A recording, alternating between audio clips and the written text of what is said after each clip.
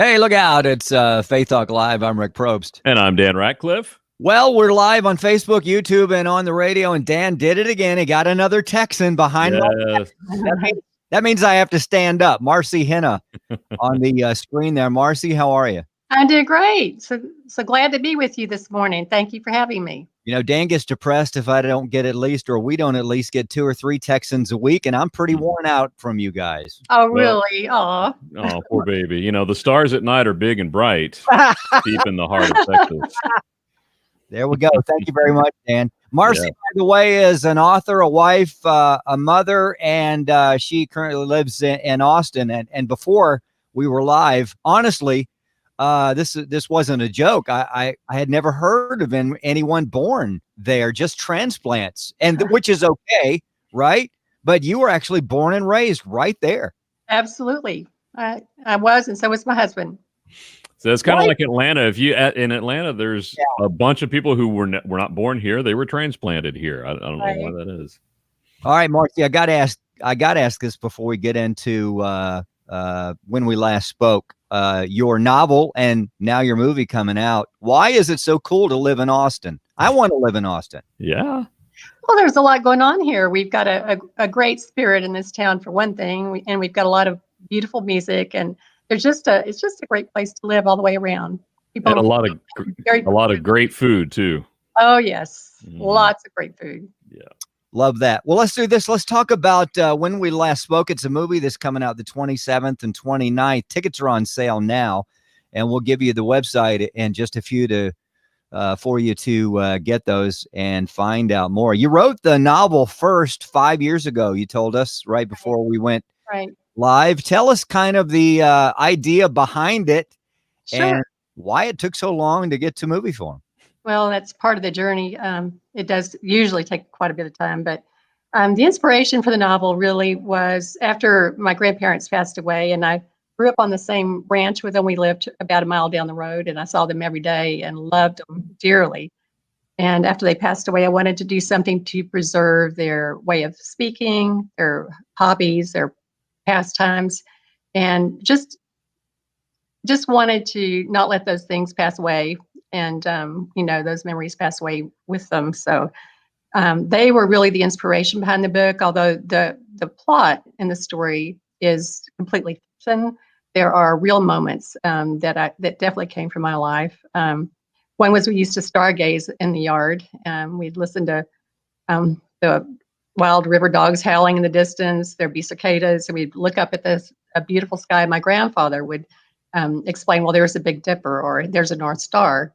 And that made an impression on me. And he used to hold forth telling stories, and I was a great audience for him because I would listen to him as long as he would talk. And he would just tell stories about our family history that had been handed down through the generations. So he was a storyteller. And my grandmother on my other side, on my mother's side, also told stories to us every day. So they made an impression on me. Do you think that there's I'm not sure what that is.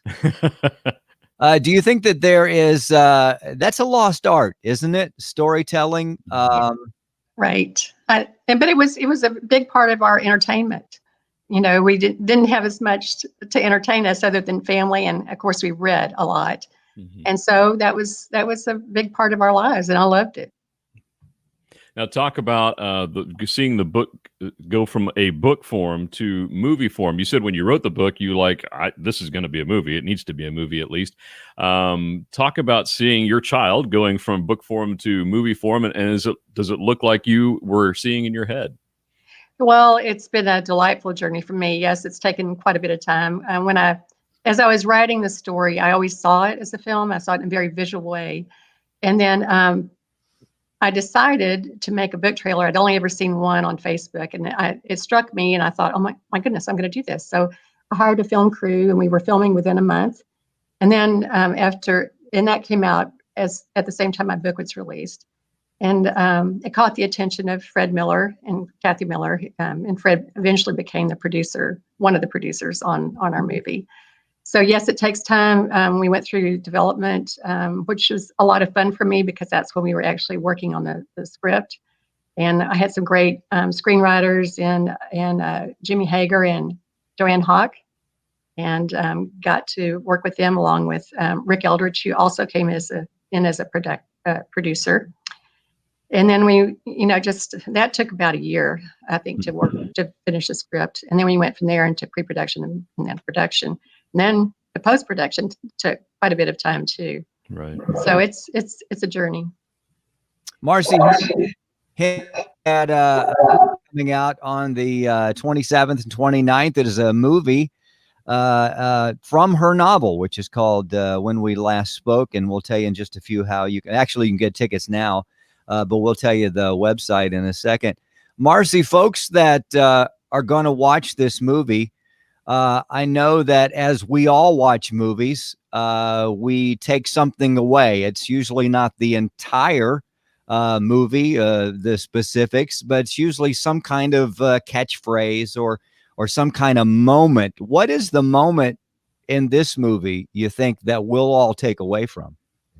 Well, we have several, but one of them is the theme of forgiveness, forgiving family or anyone who may have hurt you in some way. You've got to forgive them before you can move on as a person. Another theme is dance where you are, because you've got to find joy in your daily life. And if you wait till things are perfect for you to celebrate your life and to find joy, you're going to be waiting a long time. So dance where you are. And talk about the cast that they've got for the movie. And did they all fit in right where you kind of pictured that they would? Oh, sure. We've got a fantastic cast. We have Melissa Gilbert plays Ruby, the grandmother in the story, and Corbin Bernsen plays Walt. Mm-hmm. And we have the fantastic Cloris Leachman, who plays the grandmother in the movie.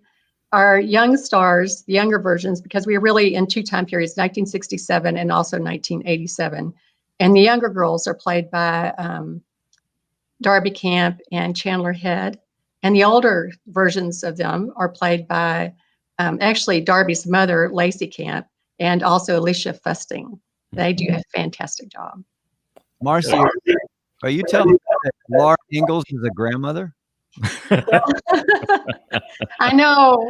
How did this happen? Yes, she is. And a delightful one. I'm not a starstruck person, but I got to tell you, with some of those folks in that cast, I would be a wordless, which is a phenomenon. Well, they are lovely people, and I so much enjoyed getting to know them and working with them. It's just fantastic. All right, we want people to watch that coming out on the 27th and 29th. Specifically, will it be limited theaters or a theater near you? And how can folks get tickets? Sure. Well, they can go to fathomevents.com to get tickets. And it'll be at AMC, Regal, and Cinemark theaters. Okay. And would you recommend that folks read the book first to be prepared for the movie? Oh, sure. Okay.